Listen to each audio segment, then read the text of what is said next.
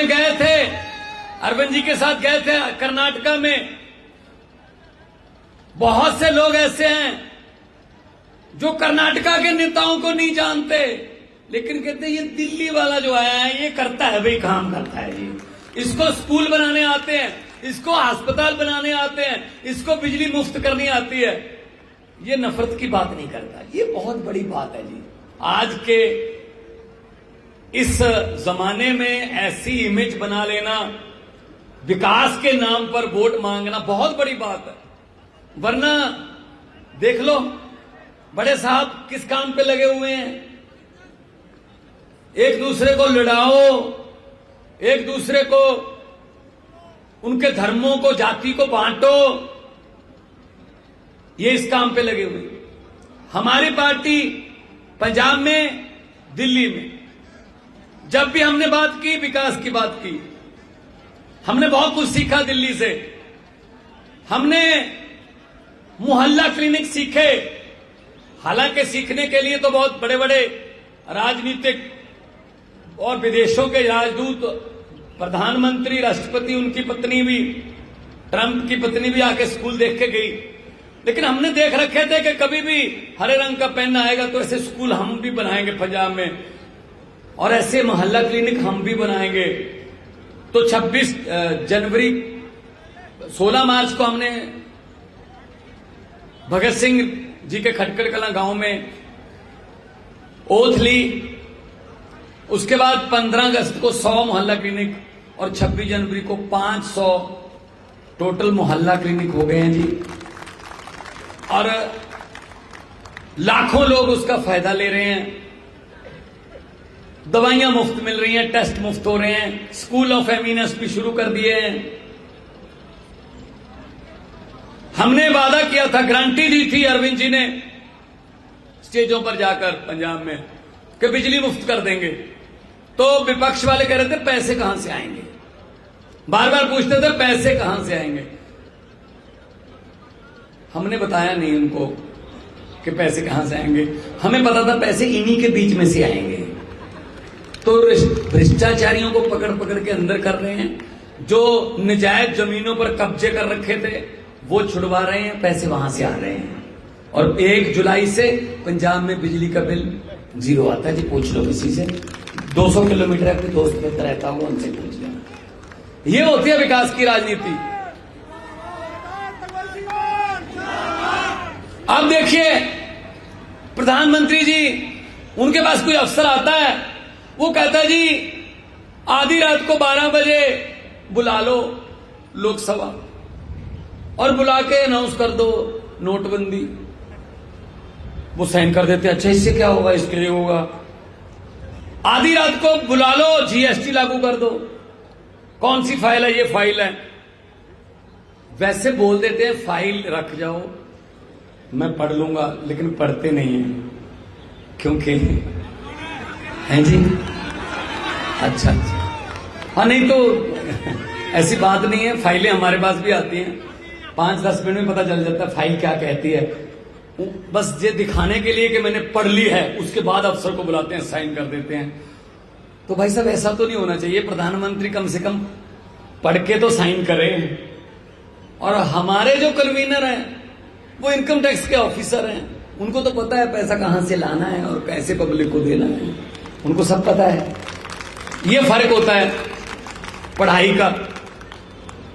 तो इसलिए उनको ये लगता है कि मेरे आसपास जो हैं, मैं जिधर भी देखूं मेरी फोटो नजर आए, मेरी फोटो नजर आए। एक बीमारी है, एक साइकोलॉजिकल सिकनेस है ये। उसको, आदमी को ये लगता है जिधर देखूं बस मैं हूं, मैं मेरा ही नाम लिखा हो, मेरा ही नाम सब जगह पे।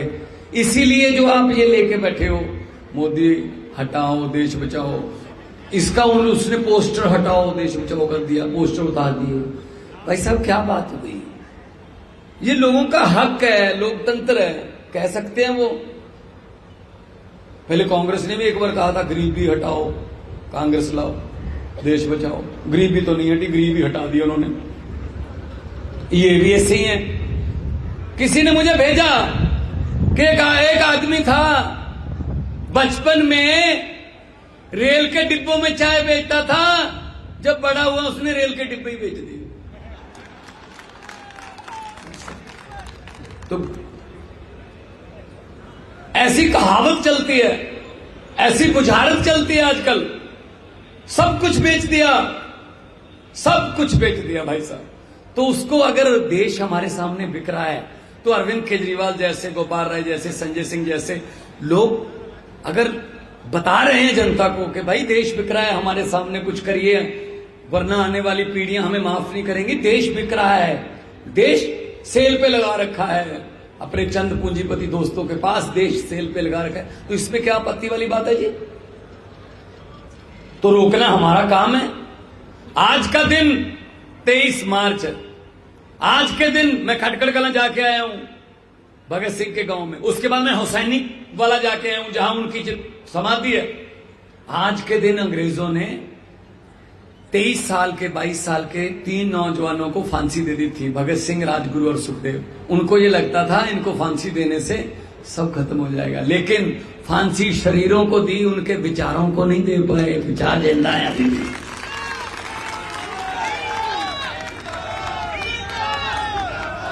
देखिए भाई साहब, विचार किसी भी उम्र में आ सकते हैं।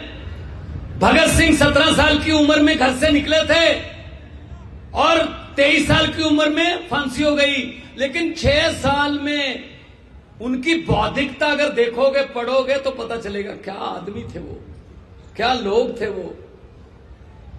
राजगुरु, सुखदेव, भगत सिंह, लाला लाजपत राय, बुकटेश्वर दत्त, राम प्रसाद बिस्मिल, चंद्रशेखर आजाद, क्या लोग थे वो। उन्होंने अपने सपनों की आजादी ये तो नहीं सोची थी जो आजकल है, ये तो उनके सपनों की आजादी नहीं है। शहीद आजम भगत सिंह जी को कभी भी ये चिंता नहीं थी कि आजादी आएगी या नहीं। वो कहते थे आजादी तो आके रहेगी, आजादी तो मिलेगी।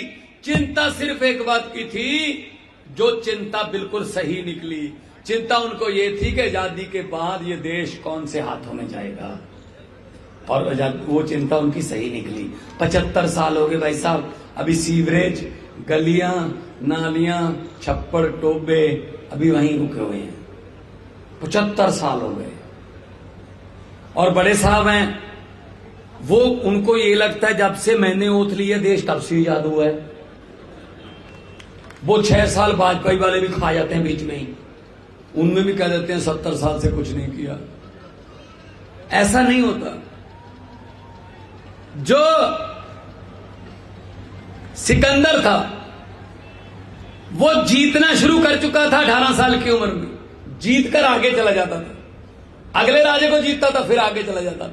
ये बात मैंने लोकसभा में बोली थी। अगले जीतता चला गया चला गया चला गया। क्या गलती हुई? एक बहुत बड़ी गलती कर गया सिकंदर, जो आजकल बड़े साहब कर रहे हैं। जीतते तो चले गए, जैसे कोई स्टेट अगर नहीं जीती तो छीन भी लेते हैं, इधर से उधर से खरीद के। जीतते और छीनते तो चले गए सिकंदर की तरह, वापस जाना भूल गए भाई साहब। जब वापसी का टूर निकला सभी राजे खड़े थे, आजा, जाएगा कहां? तो इसीलिए हम कहते हैं अहंकार नहीं करना चाहिए। 2 बार जीत गए फिर क्या होगा? वापस भी जाना होता है, लोगों को हिसाब भी देना होता है। 130 करोड़ जनता हिसाब मांगेगी।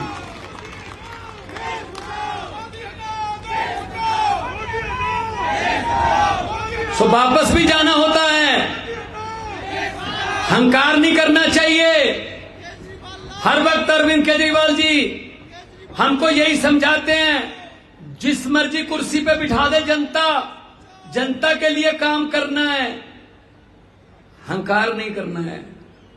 क्योंकि अहंकार, पंजाबी में हमारे कहते हैं अहंकार दा सिर नीवा, अहंकार का सर नीचे होता है। बड़े बड़े अहंकारी आए चले गए भाई साहब। ये पब्लिक है, जब चाहे आदमी अर्श पर और जब चाहे आदमी फर्श पर। बड़े बड़े उतारे हैं, बड़े बड़े को गलतफहमी हो गई थी कि हम तो शायद इसी गद्दी के लिए बने हैं। नहीं नहीं, ये नहीं होता। लोग हैं जी, लोग बड़े हैं। और भगत सिंह जी को सच्ची श्रद्धांजलि आज यही होगी, उनकी आत्मा को सच्ची श्रद्धांजलि। उनकी आत्मा भी सुन रही होगी कहीं ना कहीं कि चलो जंतर मंतर पे कुछ लोग तो इकट्ठे हुए, घर से निकले, मेरे सपनों की आजादी को बचाने के लिए कुछ तो निकले।